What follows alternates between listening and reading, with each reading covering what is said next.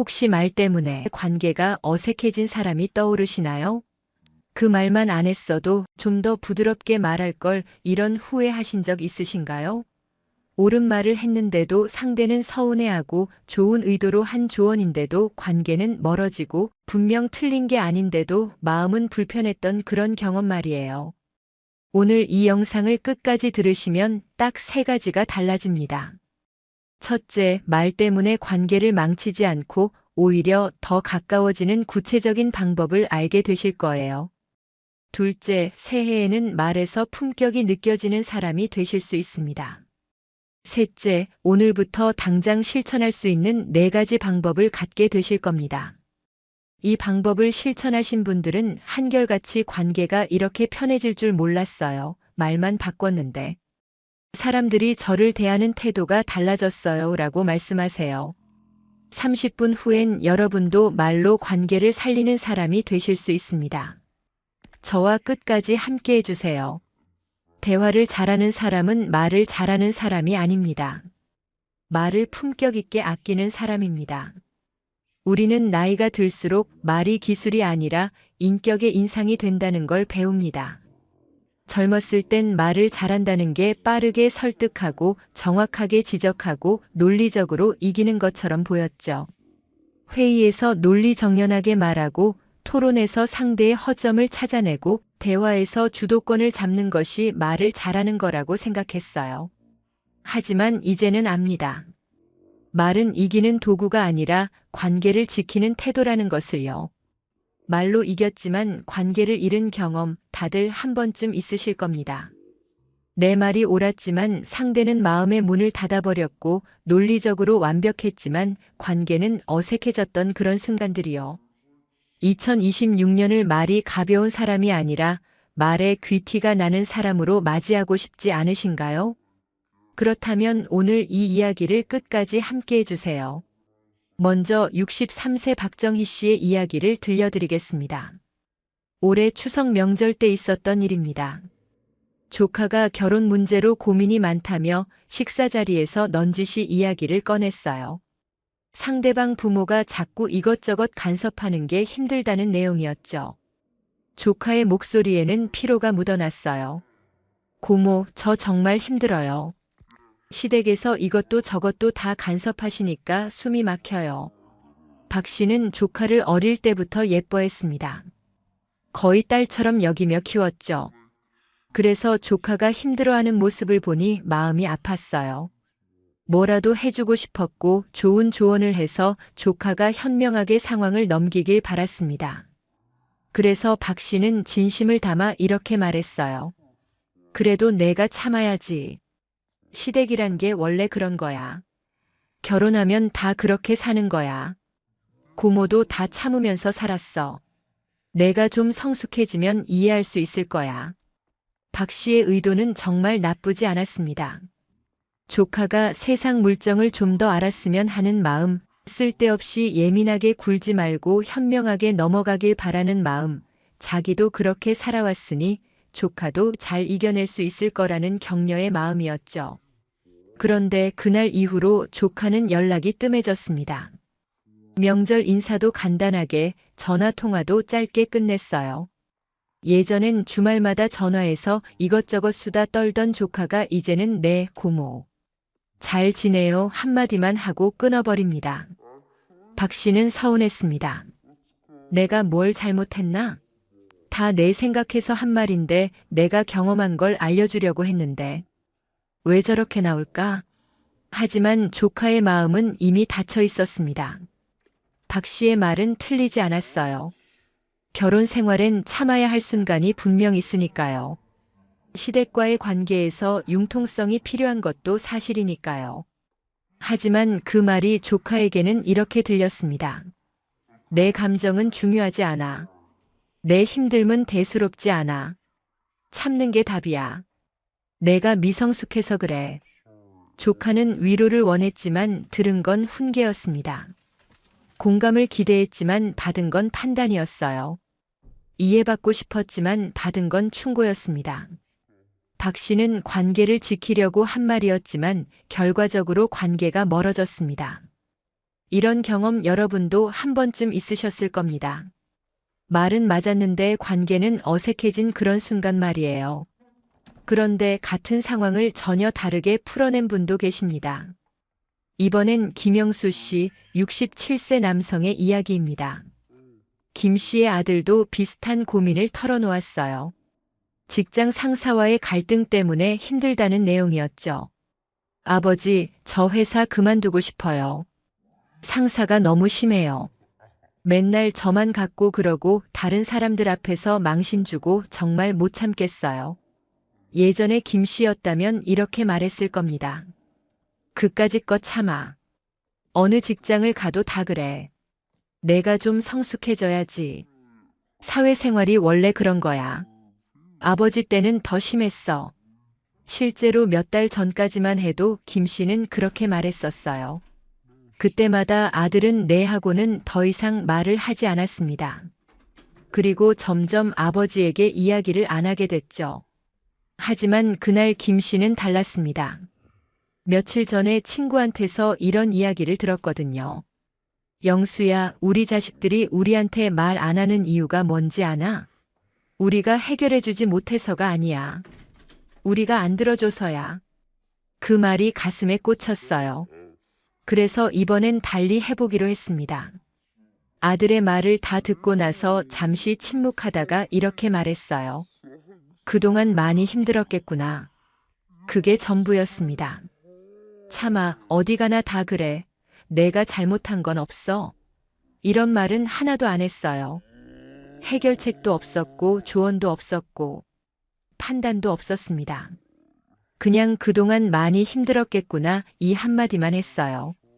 그런데 놀랍게도 아들의 표정이 풀렸습니다.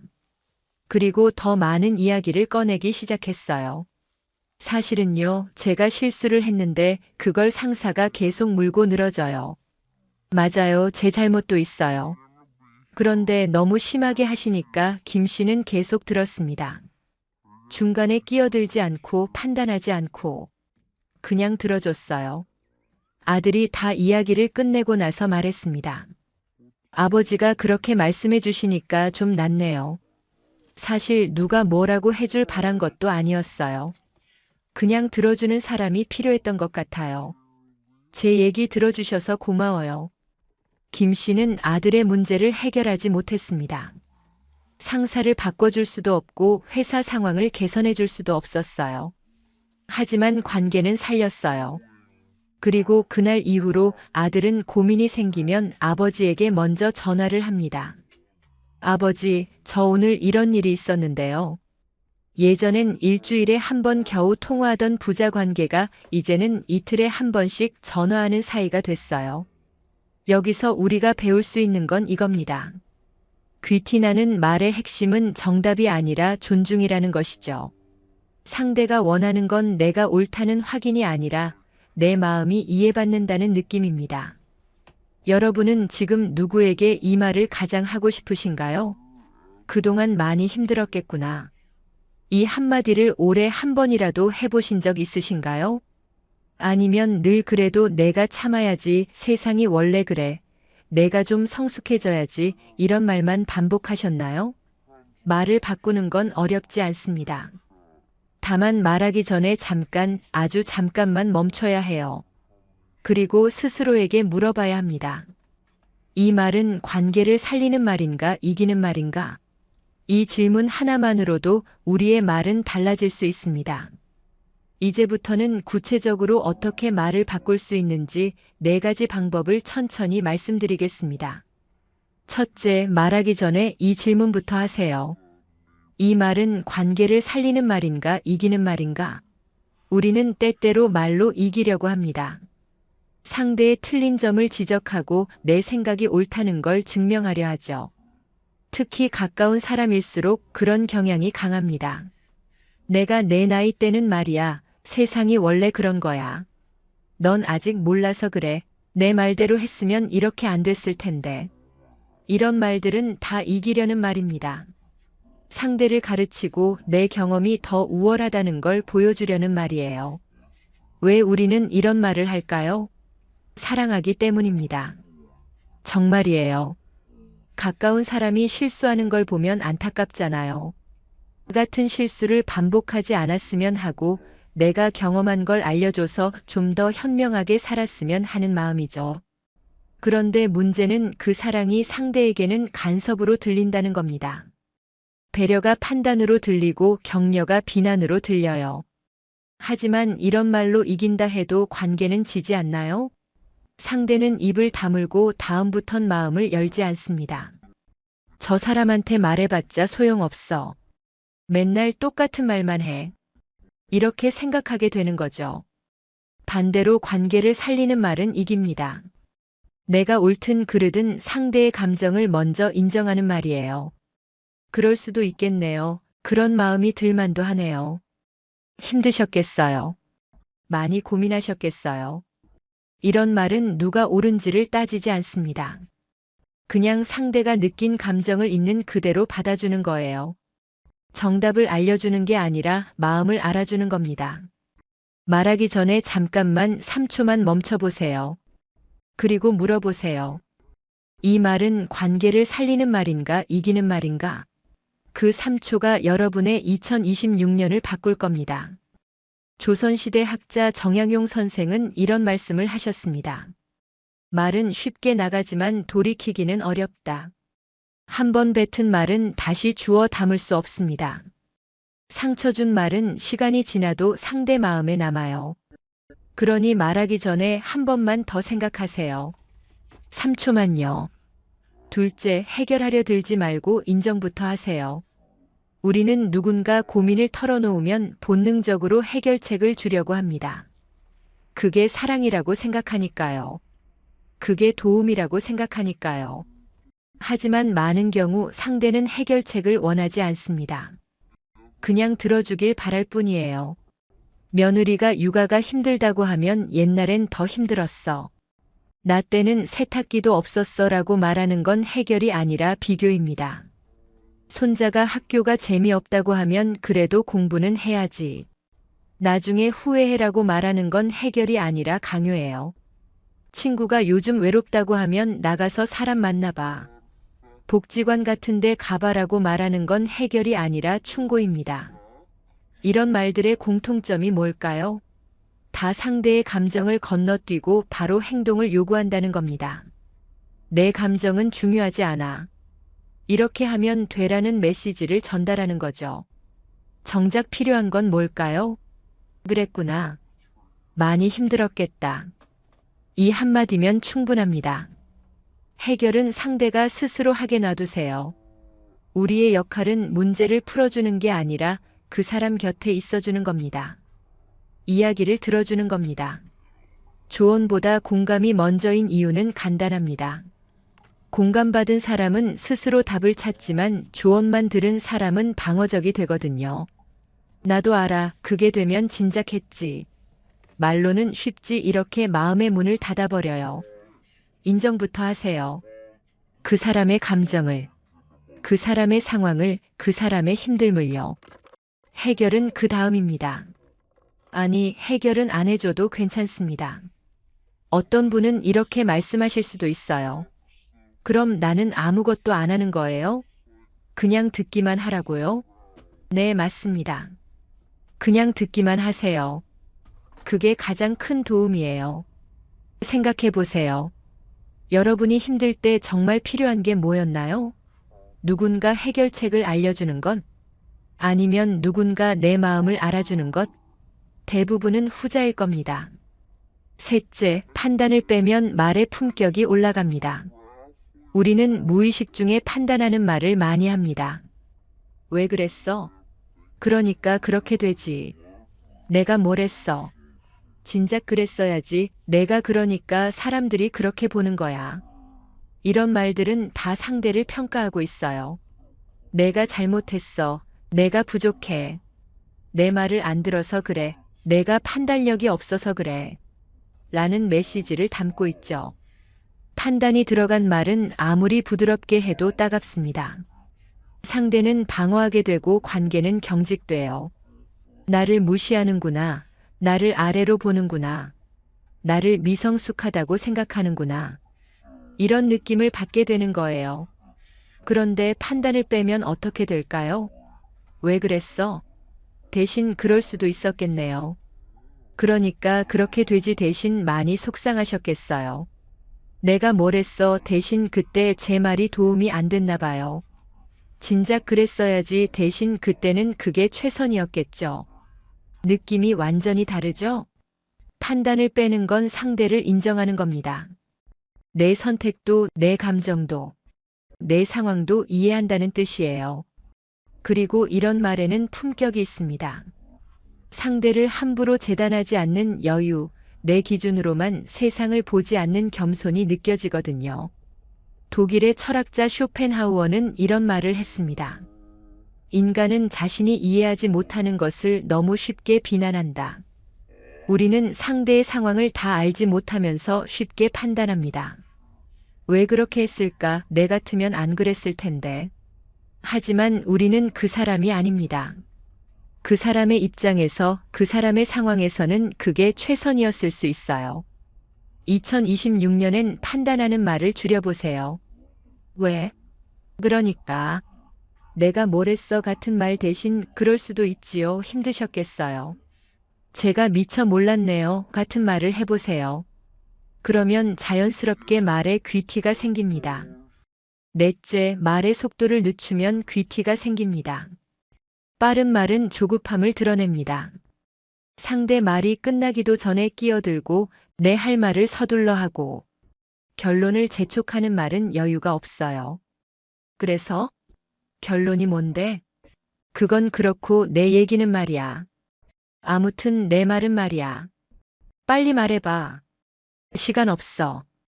이런 말들은 다 빠른 말입니다. 상대의 말을 끝까지 듣지 않고 내 생각을 빨리 전달하려는 조급함이 담겨 있죠. 이런 말을 들으면 어떤 기분이 들까요? 내 이야기는 중요하지 않구나. 이 사람은 내 얘기에 관심이 없구나. 빨리 끝내고 싶어 하는구나. 이런 느낌을 받게 돼요. 반대로 느린 말은 여유를 보여줍니다. 상대 말을 끝까지 듣고 잠시 생각하고 천천히 대답하는 말은 무게감이 있어요. 상대를 존중한다는 느낌, 내 말에 책임을 진다는 느낌이 들거든요. 말의 속도를 늦추는 건 어렵지 않습니다. 그냥 상대가 말을 끝낸 후 2초만 기다리세요. 그리고 천천히 한 템포 느리게 대답하세요. 그렇구나, 많이 힘들었겠네요. 이렇게요. 빠르게 대답하면 반사적인 말이 나오지만 느리게 대답하면 생각한 말이 나옵니다. 그리고 생각한 말에는 품격이 있어요. 정약용 선생은 말을 천천히 하는 사람이 신중한 사람이다라고 하셨습니다. 나이가 들수록 우리의 말은 빨라질 필요가 없습니다. 오히려 느려져야 해요. 천천히 듣고 천천히 생각하고 천천히 말하는 사람. 그런 사람의 말에는 신뢰가 생깁니다. 이 말 올해 한 번이라도 해보신 적 있으신가요?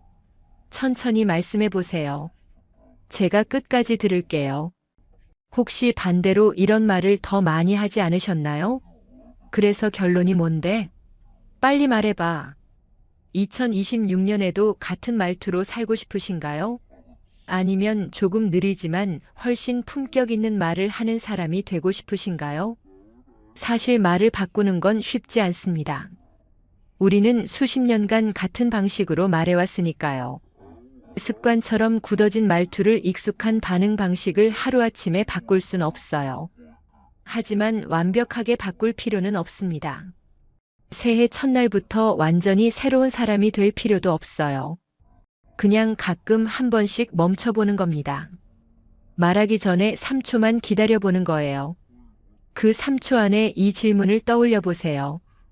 이 말은 관계를 살리는 말인가, 이기는 말인가? 이 말은 해결하려는 말인가? 인정하는 말인가? 이 말은 판단하는 말인가? 존중하는 말인가? 이 말은 조급한 말인가? 여유 있는 말인가? 이 질문들이 자연스럽게 떠오르면 말은 저절로 바뀝니다. 억지로 고치는 게 아니라 스스로 품격 있는 말을 선택하게 되는 거예요. 한 해를 살면서 우리는 수많은 말을 합니다. 가족에게, 친구에게, 이웃에게, 낯선 사람에게, 그리고 나 자신에게도요. 그중 얼마나 많은 말이 관계를 살렸을까요? 또 얼마나 많은 말이 관계를 멀어지게 했을까요? 돌아보면 아쉬운 말들이 더 많이 떠오를지도 모릅니다. 그때 그렇게 말하지 말 걸, 좀 더 부드럽게 말할 걸. 왜 그렇게 다그쳤을까? 한 번만 더 들어줄 걸. 하지만 그 아쉬움이 나쁜 건 아닙니다. 그 아쉬움이 있어야 다음엔 다르게 말할 수 있으니까요. 후회는 변화의 시작입니다. 후회가 있다는 건 더 나아지고 싶다는 마음이 있다는 뜻이에요. 어떤 분은 이렇게 생각하실 수도 있어요. 나이가 이렇게 들었는데 지금 와서 말을 바꾸는 게 무슨 소용이야? 평생 이렇게 살았는데. 지금 고칠 수 있겠어? 하지만 그렇지 않습니다. 말을 바꾸는데 나이는 상관없어요. 오히려 나이가 들수록 말을 바꾸는 게 더 값어치가 있습니다. 젊었을 때의 말은 미숙함으로 용서받지만 나이 든 후의 말은 인격으로 기억되거든요. 지금 우리가 하는 말 한마디 한마디가 우리가 어떤 사람인지를 보여줍니다. 존중받고 싶다면 먼저 존중하는 말을 해야 해요. 귀한 대접을 받고 싶다면 먼저 귀하게 말해야 합니다. 품격은 학벌이나 재산으로 만들어지지 않아요. 말로 만들어집니다. 매일 하는 말 하나하나가 쌓여서 그 사람의 품격이 되는 거예요. 혹시 이런 경험 있으신가요? 어떤 사람을 만났는데 학벌도 높고 경제적으로도 여유 있는데 말만 들으면 품격이 느껴지지 않는 경우요. 나는 말이야, 내 경험으로는 요즘 젊은 것들은 내 말이 틀렸어. 이런 말만 하는 사람 말이에요. 반대로 배움이 많지 않고 가진 게 많지 않아도 말 한마디에서 깊이가 느껴지는 사람도 있어요. 그러셨구나. 많이 힘드셨겠어요. 제가 미처 몰랐네요. 당신 생각은 어때요? 이런 말을 하는 사람이요. 그 차이가 뭘까요? 바로 말하는 태도입니다. 상대를 어떻게 대하는지, 어떤 마음으로 듣고 대답하는지가 그 사람의 진짜 품격을 보여주는 거예요. 새해에는 우리 모두 말에서 품격이 느껴지는 사람이 되어 봅시다. 학벌 자랑, 돈 자랑, 자식 자랑이 아니라 말 한마디로 존중받는 사람이요. 그건 거창한 변화가 필요한 게 아닙니다. 그냥 말하기 전에 잠깐 멈추고 상대를 먼저 생각하고 판단 대신 인정을 선택하면 돼요. 오늘 이 이야기를 들으시면서 혹시 떠오른 분 계신가요? 올해 내가 했던 말 때문에 서운해했을 것 같은 사람, 내가 좀 더 부드럽게 말했다면 관계가 달라졌을 것 같은 사람 말이에요. 올해가 끝나기 전에 그분께 조용히 한마디 건네보시는 건 어떨까요? 올해 제 말이 좀 거칠었던 것 같아요. 혹시 상처받으셨다면 미안해요. 이 한마디가 2026년을 다르게 시작하게 해줄 겁니다. 사과는 약함이 아니라 용기예요. 내 잘못을 인정할 수 있는 사람만이 관계를 회복할 수 있거든요. 말을 바꾸는 건 인생을 새로 시작하는 가장 조용한 방법입니다. 거창한 결심도 엄청난 변화도 필요 없어요. 그냥 내일부터 아니 오늘부터 한 번씩 멈춰보는 겁니다. 말하기 전에 잠깐 3초만요. 그 3초가 쌓이면 한 달이 되고 한 달이 쌓이면 1년이 됩니다. 그리고 1년 후엔 자연스럽게 품격 있는 말을 하는 사람이 되어 있을 거예요. 억지로 꾸미지 않아도 의식하지 않아도 그냥 자연스럽게 존중하는 말이 나오는 사람이요. 2025년 정말 수고 많으셨습니다. 한 해 동안 힘든 일도 많았을 테고 마음 아픈 순간들도 있었을 겁니다. 그런데도 여기까지 오셨어요. 그것만으로도 충분히 대단한 일입니다. 오늘 이야기가 여러분께 조금이나마 도움이 되셨다면 구독과 좋아요로 함께 해주세요. 그리고 혹시 주변에 이 이야기가 필요한 분이 계시다면 부담 없이 카톡으로 공유해 주시면 감사하겠습니다. 여러분 한 분 한 분이 보내주시는 작은 응원과 격려가 제게는 정말 큰 힘이 되고 더 좋은 영상을 만들 수 있는 원동력이 됩니다. 항상 건강하시고 행복한 일만 가득하시길 바랍니다. 지금까지 황금노후였습니다. 진심으로 감사드립니다.